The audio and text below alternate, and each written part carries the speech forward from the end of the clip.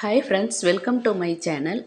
இன்றைய ரெசிபி ரொம்ப கஷ்டம்னு நினைக்கிற ஒரு ரெசிபி. ஆனால் ரொம்ப சிம்பிளாகவும் ரொம்ப ஈஸியாகவும் எப்படி செய்யலாம் அப்படிங்கிறது தான் இது கான்செப்ட்டு. நீங்கள் இந்த மாதிரி ரெசிபிகளை பார்த்து நம்ம இது ரொம்ப கஷ்டம், இது நமக்கு வராது அப்படின்னு நம்ம இக்னோர் பண்ணிடுவோம். ஆனால் அந்த ரெசிபீஸ் ரொம்ப சுலபமாகவும் ரொம்ப ட்ரிக்ஸியாக ஈஸியாகவும் செய்யக்கூடிய மெத்தடுகள் எப்பொழுதுமே இருக்கும். அதை மாதிரி ஒரு மெத்தடில் தான் இந்த ரெசிபீஸ் இன்றைக்கி நான் சொல்லியிருக்கேன்.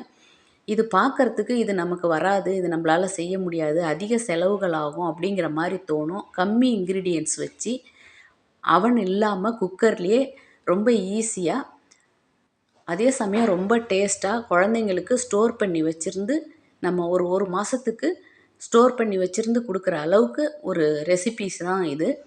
வீட்டில் உள்ள இன்க்ரீடியன்ட்ஸையே வச்சு ரொம்ப சுத்தமாகவும் சுகாதாரமாகவும் நம்மளே செஞ்சோம் அப்படிங்கிற கான்ஃபிடென்ட் லெவலோட இந்த ரெசிபீஸை நீங்கள் ட்ரை பண்ணலாம். ரொம்ப ஈஸியாக வரும், சாப்பிட்றதுக்கு டேஸ்ட்டு ரொம்ப நல்லாயிருக்கும். குழந்தைங்களுக்கு ரொம்ப பிடித்தமான ஒரு டிஷ்ஷு, பெரியவங்களும் விரும்பி சாப்பிட்லாம். இதில் நீங்கள் ஹெல்த்திக்கு என்ன வேணாலும் சேர்த்தும் நீங்கள் செஞ்சுக்கலாம், அது உங்களோட சாய்ஸு. இதை ஒரு மாதம் வரைக்கும் ஸ்டோர் பண்ணி கூட வச்சுக்கிட்டு நம்ம கொடுக்கலாம். கடைகளில் வாங்கிறத விட நம்ம வீட்லேயே ட்ரை பண்ணோங்கிற திருப்தியும் நமக்கு இருக்கும். வாங்க இதை எப்படி செய்யலான்னு பார்க்கலாம். மெஷர்மெண்ட் அளவுகள்லாம் பார்த்தீங்கன்னா, நீங்கள் எந்த கப்பில் எடுக்கிறீங்களோ, நீங்கள் 1/4 கிலோ கப்பாக இருக்கலாம், 100 கிராம் கப்பாக இருக்கலாம். குவான்டிட்டி உங்களோட சாய்ஸு. நான் இதில் அளவுகள் சொல்கிறேன், நீங்கள் அதை அதே அளவுகளில் நீங்கள் கூட்டவோ குறைச்சவோ செஞ்சுக்கலாம். இப்போது நான் ஒரு 70 கிராம் அளவுக்கு, 50லேருந்து 70 கிராம் அளவுக்கு ரூம் டெம்பரேச்சரில் இருக்கிற மாதிரி பார்த்துக்குங்க பட்டர். சால்ட் பட்டரோ சால்ட் இல்லாத பட்டரோ அது எதுவாக இருந்தாலும் ஓகே. இது நீங்கள் ஃப்ரிட்ஜில் வச்சுருந்தீங்கன்னா ரூம் டெம்பரேச்சரில் வச்சுருந்தீங்கன்னா தான் நல்லா சாஃப்டாக உங்களுக்கு வரும். அதனால் ஃப்ரிட்ஜில் இருந்தால் எடுத்து முன்னாடியே வெளியில் வச்சுடுங்க. வச்சுட்டு இப்போது ஒரு 4 டேபிள் ஸ்பூன் அளவு, 70 கிராம் அளவுக்கு நான் அந்த வெண்ணெயை எடுத்து அதை நல்லா மசிச்சு விட்டுட்டு நான் இப்போ மெஷர்மெண்ட் அளவு சொல்கிறேன். இப்போ நான் எடுக்கிற கப்பில் 1 கப்பு மாவு எடுக்க போகிறேன். அதுக்கு 1/4 கப்பு சுகர். இனிப்பான சுகராக இருந்ததுன்னா நீங்கள் கொஞ்சம் கம்மி பண்ணிக்கலாம். இனிப்பு இப்போ இருக்கிற சுகரில் கம்மியாக இருக்கிறதுனால 1 கப்பு மாவுக்கு 1/4 கப்பு பவுட்ரு சுகர். இப்போது அந்த வெண்ணெயும் அந்த பவுட்ரு சுகரையும் நல்லா மிக்ஸ் பண்ணி அந்த மாரி எடுத்துக்குங்க. மிக்ஸ் பண்ணி எடுத்ததுக்கப்புறம் இந்த 1 கப்பு, எந்த கப்பில் பவுட்ரு சுகர் அளந்தீங்களோ அதே கப்லேயே 1 கப்பு மைதா மாவு. இந்த மைதா மாவை அதில் நல்லா போட்டு நல்லா மிக்ஸ் பண்ணிக்கிங்க. மிக்ஸ் பண்ணிக்கிட்டிங்கன்னா இந்த மாதிரி பிடிச்சி விட்டிங்கன்னா இந்த மாதிரி வரணும். நீங்கள் ஃபுல் அண்ட் ஃபுல் பட்டர்லேயே செய்கிறீங்கன்னா இன்னும் கொஞ்சம் பட்டரை மெல்ட் பண்ணி நீங்கள் சேர்த்துக்கலாம். அப்படி வேணாம், அவசியம் இல்லைன்னா பால் கொஞ்சம் கொஞ்சமாக பால் சேர்த்து இதை ஒரு சப்பாத்தி மாவு டோ அளவுக்கு நல்லா சாஃப்டாக பிசைஞ்சிக்கிங்க. நிறைய பால் தேவைப்படாது, ஒரு 2 ஸ்பூன் 1 ஸ்பூன் அளவு தான் பால் தேவைப்படும். உங்களுக்கு பால் வேணாம், நீங்கள் பட்டர்லேயே செஞ்சுக்கிறனாலும் பட்டரை நல்லா மெல்ட் பண்ணிவிட்டு அதில் நீங்கள் இந்தமாரி டோவை சாஃப்டாக பிசைஞ்சிக்கலாம், அதுவும் நல்லாயிருக்கும். இப்போ இந்த சாஃப்டாக பிசைஞ்ச டோவை 2ஆக டிவைட் பண்ணி பிரித்து எடுத்துக்குங்க. மாவு இந்த மாதிரி நல்லா கையில் ஒட்டாத அளவுக்கு நல்லா சாஃப்டாக ஷைனிங்காக இருக்கணும். அப்போ தான் உங்களுக்கு குக்கீஸ் நல்ல டேஸ்ட்டாகவும் நல்லாவும் இருக்கும். இதில் இன்னொரு விஷயம் என்னன்னு கேட்டிங்கன்னா, மாவை காய விட்டுடாதீங்க. இப்போது ஒரு டிவைட் பண்ண ஒரு பகுதியில் 2 ஸ்பூன் கொக்கோ பவுட்ரு எடுத்து, நீங்கள் எவ்வளோ அளவுகள் எடுக்கிறீங்களோ அதுக்கு தகுந்த மாரி அதை நல்லா மிக்ஸ் பண்ணி அதை இந்த மாதிரி ஒரு டோவாக பிசைஞ்சு வச்சுக்கிங்க.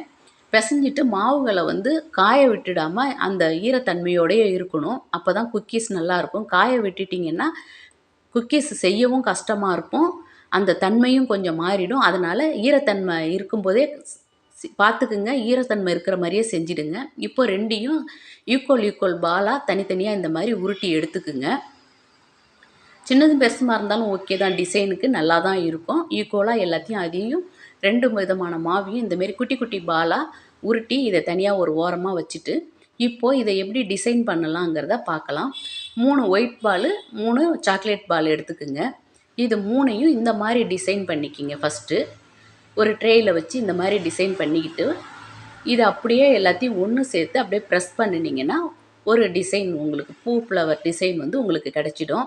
ரொம்ப ஈஸி. இதை நம்ம பார்க்கும்போது இது கஷ்டமோ அப்படின்னு நமக்கு தோணும்.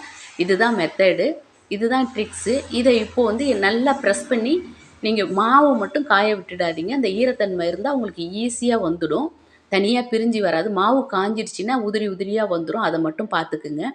இதை நல்லா இப்படி ப்ரெஸ் பண்ணிவிட்டு நல்லா உள்ளங்கையில் வச்சு நம்ம தேய்ச்சி அப்படியே ப்ரெஸ் பண்ணிங்கன்னா ஒரு டிசைன் குக்கீஸ் வந்து உங்களுக்கு கிடச்சிடும். பாருங்கள், இந்தமாரி கேப் இல்லாத அளவுக்கு நல்லா உருட்டி ரொம்ப ப்ரெஸ் பண்ண வேணாம். இந்த மாதிரி எல்லாத்தையும் போட்டிங்கன்னா ரொம்ப ஈஸியாகவும் சேம் டைம் ரொம்ப அழகாகவும், இது பார்க்குறதுக்கு ரொம்ப கஷ்டம் செய்ய முடியாது அப்படின்னு நமக்கு ஃபீல் ஆகுற மாதிரி ஒரு குக்கீஸு, ஆனால் ரொம்ப எவ்வளோ ஈஸியாக வந்தது பார்த்தீங்களா? இதுதான் ட்ரிக்ஸு. இந்த மாதிரி நீங்கள் செஞ்சு எல்லா குக்கீஸும் இந்த மாதிரி எடுத்து வச்சுக்கிங்க 2 சைடும். இப்போது நான் வந்து குக்கரில் எப்படி வைக்கிறதுன்னு நான் சொல்கிறேன். உப்போ மண்ணோ அந்த மாதிரிலாம் எதுவும் வைக்க வேணாம். நீங்கள் குக்கரில் கொள்கிற அளவுக்கு ஒரு பாத்திரத்தை எடுத்து அதில் பட்டர் ஷீட் போட்டுட்டு உங்களுக்கு போதுமான அளவு கொள்ளளவு உள்ளதை எடுத்து வச்சுடுங்க. குக்கரில் இந்த மாதிரி ஒரு ஸ்டாண்டு போட்டு ஒரு 5 நிமிஷம் ஃப்ரீ ஹீட் பண்ணிவிடுங்க. லோ ஃப்ளேமில் வச்சு ஃப்ரீ ஹீட் பண்ணிவிடுங்க. பண்ணிவிட்டு அதுக்கப்புறம் இந்த குக்கீஸ் ட்ரே அதில் வச்சுட்டு குக்கரோட மூடியில் வந்து வெயிட்டோ கேஸ்கட்டோ எதுவும் போடாமல் அதே லோ ஃப்ளேம்லே ஒரு 10லேருந்து 15 நிமிஷம் ஆகும். அதை வந்து விட்டுடுங்க. இப்போ நான் வந்து குக்கர்லேயும் வச்சு காட்டியிருக்கேன், அவன்லேயும் வச்சு காட்டியிருக்கேன். 2லேயுமே எந்த மாற்றமும் இல்லாமல் ஒரே மாதிரி தான் உங்களுக்கு குக் ஆகி வரும். நீங்கள் குக்கரில் செய்கிறத வந்து லோ ஃப்ளேம்லேயே தான் வைக்கணும். நான் வந்து அவனில் 180 டிகிரியில் 15 நிமிஷம் தான் வச்சேன். குக்கரில் வச்சது வந்து எனக்கு ஒரு 17 நிமிஷம் 18 நிமிஷம் ஆச்சு. அவ்வளோதான். கூட ஒரு 2 நிமிஷம் தான் ஆச்சு. மற்றபடி எந்த மாற்றமும் இல்லை. 2ம் பார்த்தீங்கன்னா எனக்கு ஒரே மாதிரி குக்கீஸாக தான் கிடச்சிது. நீங்கள் அவன் இல்லைன்னு ஃபீல் பண்ண வேணாம். குக்கர்லேயே சூப்பராக வரும். ட்ரை பண்ணி பாருங்கள். இப்போ குக்கரில் உள்ளது ஆறிடுச்சு. ஒரு 3 நிமிஷம் நான் வந்து விட்டுட்டேன் அப்படியே. குக் ஆகி முடித்ததுக்கப்புறம் பாருங்கள், சேம் அதே மாரியே தான் இருக்கும். எந்த மாற்றமும் இருக்காது. நீங்கள் குக்கர்லேயே ட்ரை பண்ணலாம். அவன் தான் வேணும் அப்படின்னு நீங்கள் அவசியம் இல்லை. இப்போ இதையும் எடுத்து நான் உங்களுக்கு காட்டுறேன். இது வந்து பாருங்கள், சூப்பராக வந்திருக்கும் பாருங்கள். அதேமாரியே எந்த வித ஃபால்ட்டும் இல்லாமல் இது சாப்பிட்றதுக்கு அவ்வளோ டேஸ்ட்டாக இருக்கும். பட்டர் குக்கீஸுங்கிறதுனால இதை ஸ்டோர் பண்ணி வச்சுக்கிட்டிங்கனாக்கா 1 மாதம் வரைக்கும் உங்களுக்கு கெட்டு போகாது. அதிகமாக குவான்டிட்டியில் செஞ்சு எடுத்து வச்சுக்கிட்டிங்கன்னா இதை ட்ரை பண்ணி பாருங்கள். ட்ரை பண்ணி பார்த்துட்டு எப்படி வந்ததுன்னு கமெண்ட் பாக்ஸில் சொல்லுங்கள். இந்த வீடியோ உங்களுக்கு பிடிச்சிருந்ததுன்னா லைக் பண்ணுங்கள், ஷேர் பண்ணுங்கள், மறக்காமல் சப்ஸ்கிரைப் பண்ணுங்கள். கூடவே வர பெல் ஐக்கானையும் ப்ரெஸ் பண்ணுங்கள்.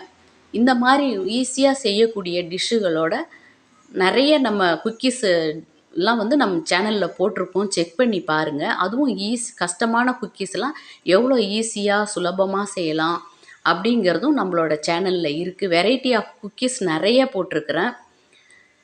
அதெல்லாம் பார்த்துட்டு ட்ரை பண்ணி பாருங்கள். எப்படி வந்ததுங்கிறதையும் கமெண்ட் பாக்ஸில் சொல்லுங்கள்.